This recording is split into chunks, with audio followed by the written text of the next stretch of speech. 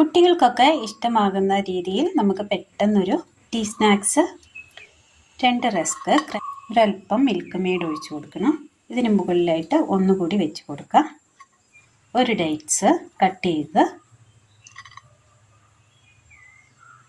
Milk made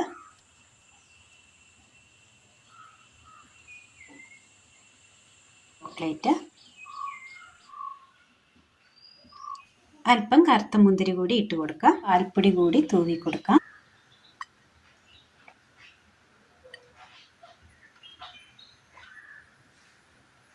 cook ചെയ്യാതെ തന്നെ തയ്യാറാക്കിയെടുക്കാൻ പറ്റിയ സിമ്പിളായ നല്ലൊരു റെസിപ്പിയാണ്. എല്ലാവരും ഒന്ന് ചെയ്ത് നോക്കണം. വീഡിയോയെക്കുറിച്ചുള്ള അഭിപ്രായങ്ങൾ കമൻറ്റ് ബോക്സിൽ അറിയിക്കുവാൻ മറക്കരുത്.